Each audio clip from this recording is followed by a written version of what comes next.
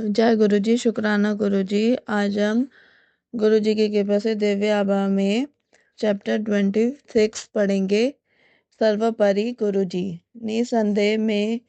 निसंदेह मैं कुछ चमत्कारिक और ईश्वरीय संस्मरणों का वर्णन करना चाहती हूँ। मैं उन कुछ भाग्यवानों में हूँ जो प्रभु की उपस्थिति और कृपा पाकर धनी और कृतज्ञ हुए हैं। इस प्रभु को हम गुरु जी के नाम से जानते हैं। गुरु जी, उनके बारे में मैं क्या कहूँ। वह तो सर्वोपरि है, वह सर्वोच्च है। उन्हें प्रतिदिन स्मरण करना चाहिए। जन्म से मुझे गुरु जी का मार्गदर्शन प्राप्त हुआ है। सुख दुख में वह सदा मुझे और मेरे परिवार को आधार देते रहे हैं। उन्होंने हमें बताए बिना ही हमें हमारे कष्ट और कुकर्म ज्ञात या अज्ञात दोनों से मुक्त किया है। आज आपके सम्मुख उस दयावान के साथ अपनी आप बीती बांट कर मुझे अत्यंत प्रसन्नता का अनुभव हो रहा है।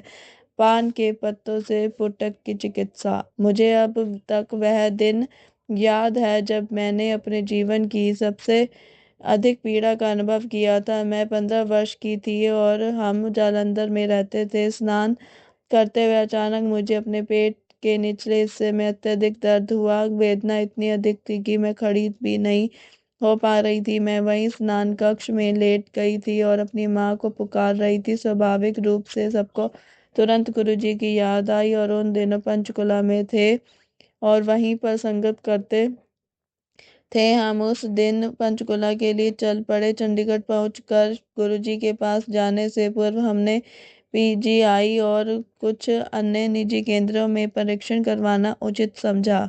परिणाम आने पर हम चकित रह गए। मेरे गर्भाशय में एक पुटक फूट गया था। उससे विषैला पदार्थ निकलकर शरीर में फैल रहा था। यदि उसे निकाला नहीं जाता तो वह प्राणघातक सिद्ध होता। चिकित्सकों ने तुरंत शल्य क्रिया कराने को कहा तो हमने मना कर दिया। उसी संध्या को हम गुरुजी के पास पहुंचे और उनको स्थिति से अवगत किया। उन्होंने अपनी सर्वप्रसिद्ध मुस्कान देते हुए चिंता मुक्त होने को कहा। उन दिनों वह पान के पत्तों को अभिमंत्रित कर रोग के स्थान पर रख देते थे। वह गुरुजी की शल्य क्रिया थी। मुझे लिटा कर उन्होंने वैसा ही किया और 10-15 मिनट विश्राम करने को कहा। उसके पश्चात उन्होंने मुझे अगले दिन पुनः परीक्षण करवाने को कहा। उनमें विश्वास और आस्था बनाए रखते हुए मैंने वैसे ही किया। यद्यपि मुझे परिणामों का ज्ञान था, चिकित्सकों के आवक चेहरों को देखकर मुझे अपने ईश्वर गुरुजी पर पूर्ण विश्वास हो गया। परीक्षण में 20 घंटे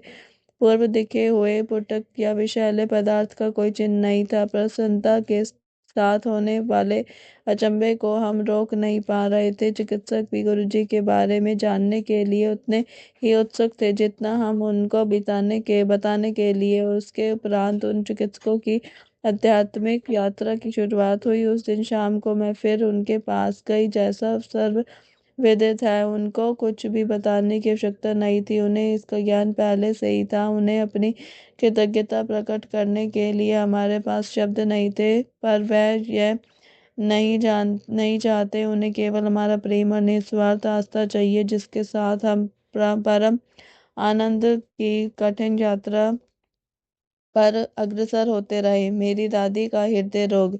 1989 में जब मैं छोटी ही थी, मेरी दादी को हृदय का दौरा पड़ा था। वह सीएमसी लुधियाना के चिकित्सालय में प्रविष्ट थी। कई चिकित्सकों से सलाह करने के बाद उन सब का एक ही निर्णय था। उनकी स्थिति दिन प्रतिदिन बिगड़ रही थी और कोई उपचार संभव नहीं था।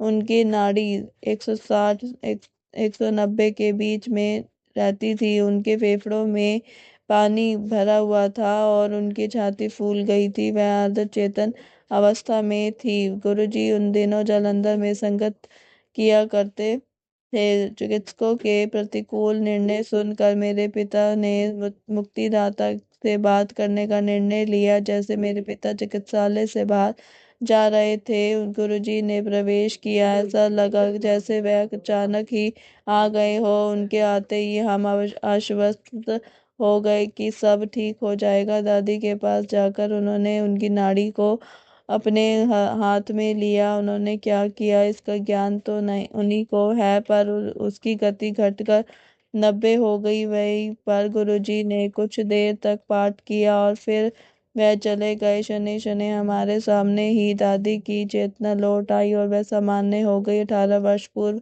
के उस दिन से दादी की नाड़ी की गति अब तक 90 ही है।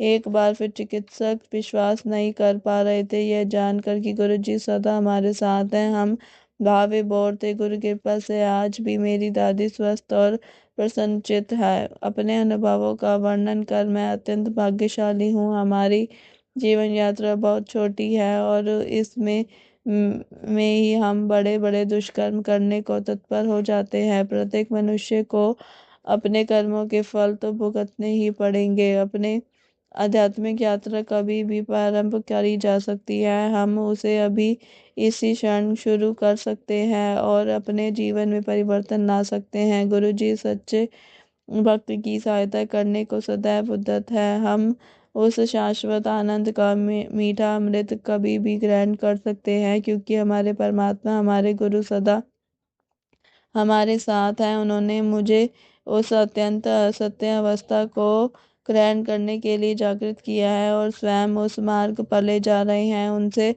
प्रेम करने का अर्थ परमात्मा से प्रेम करने सदृश है और उनका आशीष ग्रहण करने की भांति है। जय गुरु जी, शुक्राना गुरु जी। इसी के साथ आज का ये दिव्य आभा का चैप्टर भी समाप्त होता है। कल हम दिव्य आभा में पढ़ेंगे 18 वर्ष की वेदना 18 दिन में समाप्त। जय गुरु जी, शुक्राना गुरु जी। मेरी वॉइस में अगर किसी को अच्छा लगे तो चैनल को शेयर, लाइक और सब्सक्राइब जरूर करें। ओम नमः शिवाय। शिव जी सदा सहाय। ओम नमः शिवाय। गुरु जी सदा सहाय।